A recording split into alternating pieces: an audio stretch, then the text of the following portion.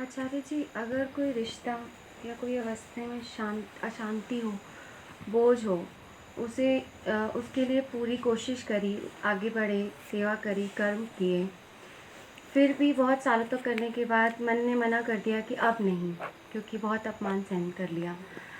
उसके बाद बोझ ना बने इसके लिए अकेलापन सहन किया। अब आगे क्या? कोई और रिश्ता या सही रास्ता?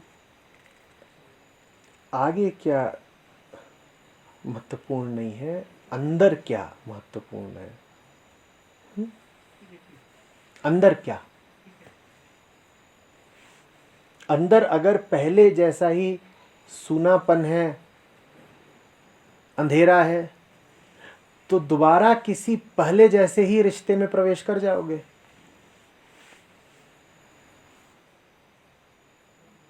फिर आगे क्या? आगे वही जो पीछे था। अगर अंदर वही है जो पहले था, तो फिर आगे वही है जो पीछे था। अंदर क्या? मन अगर खुश हो लेकिन दुनिया बोलती हो तो अंदर फिर दुनिया का डर है।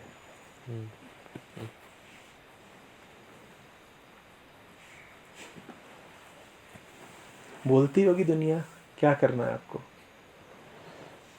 दुनिया बाहर बोलती है, भीतर कैसे प्रवेश कर गई।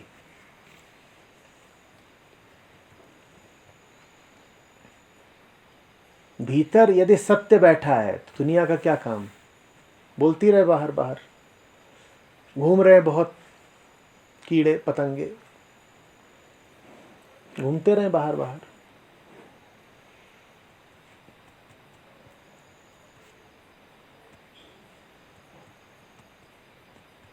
अंदर क्या, उसका पता करिए। अंदर पूर्णता को रखिए, अंदर श्रद्धा को रखिए। अंदर उसी को रखिए जो हकदार है अंदर होने का। फिर बाहर सब ठीक चलेगा। और अगर अंदर मामला ठीक नहीं है तो आप कुछ कर लीजिए, कितने यत्न लगा लीजिए, बाहर ठीक चल नहीं सकता।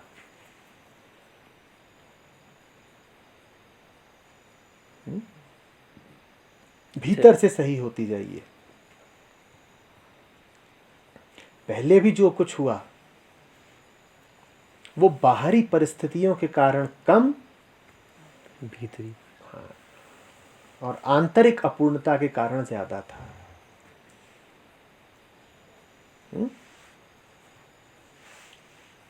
बाहरी परिस्थितियां बाद में है, गौण है। पहला ख्याल हम करेंगे भीतर का, भीतर के माहौल का। क्या चल रहा है वहां, कौन बैठा है।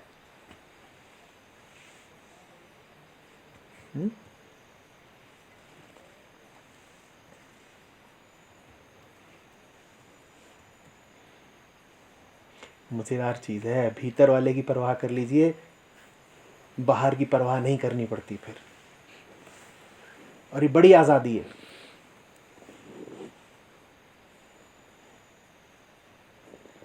और भीतर की परवाह नहीं की तो हर समय देखते रहिए कि बाहर कहीं कुछ गड़बड़ ना हो जाए। जैसे कोई भीतर से बीमार हो तो उसे फिर प्रतिपल देखते रहना पड़ता है ना, क्या खा रहा हूँ, क्या पी रहा हूँ, गर्मी न लग जाए, ठंडू न लग जाए। जैसे बाहर की एक एक चीज़ के प्रति फिर खबरदार, सतर्क रहना पड़ता है। और कोई भीतर से बली है, स्वस्थ है, तो बाहर हवा चल रही हो, गर्मी सर्दी बरसात कुछ हो, झेल जाता। बाहर क्या क्या फर्क पड़ता।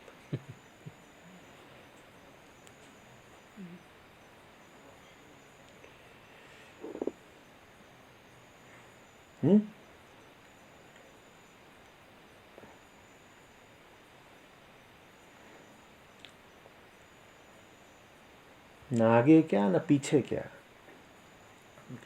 हम पूछेंगे भीतर क्या। यात्रा शुरू कैसे करनी चाहिए? यात्रा चल रही है, बस यात्रा ऐसी है जिसमें तुम्हारी दिशा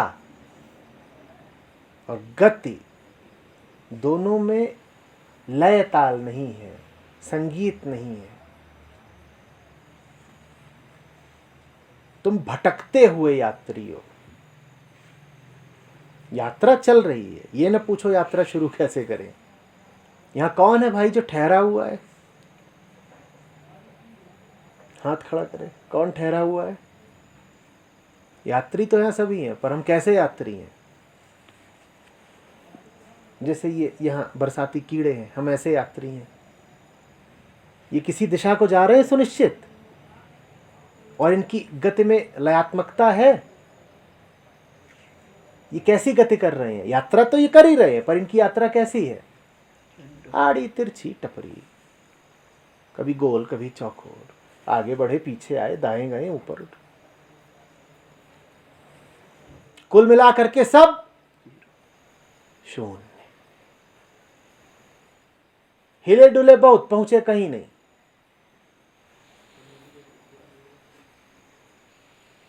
खाया पिया कुछ नहीं, गिलास तोड़ी 12 आना।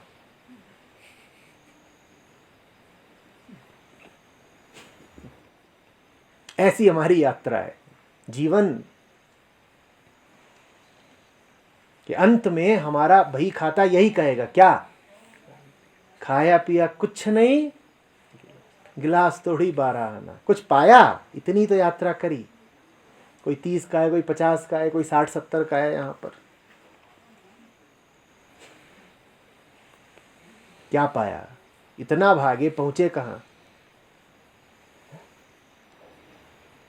तो ये जो निवर्तमान यात्रा है ही, इस पर गौर करो। मैं क्यों चल रहा हूं? मैं कहां को चल रहा हूं? ये मत कहना कि किधर को जाऊं।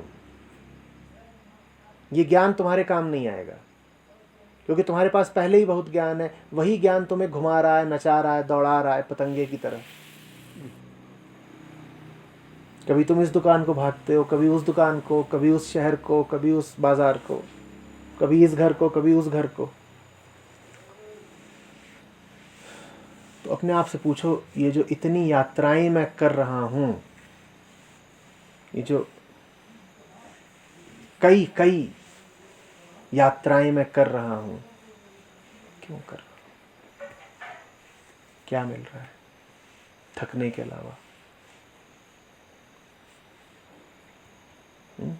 क्या मिल रहा है?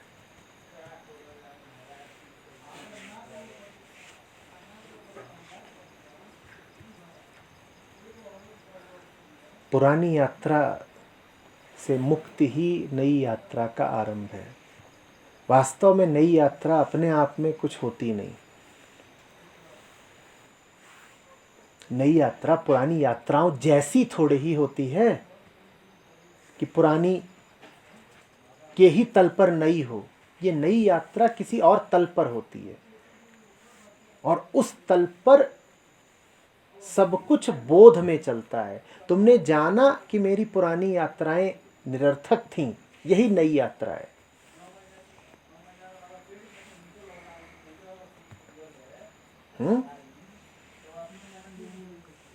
छह दुकानों की तरफ यात्रा कर रहे हो, 7वीं में पहुंच गए, ये कोई नई यात्रा नहीं हो गई।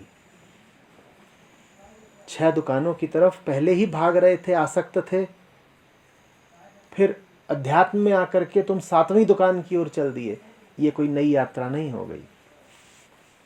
नई यात्रा है सर्वप्रथम उन 6 दुकानों के प्रति अपनी आसक्ति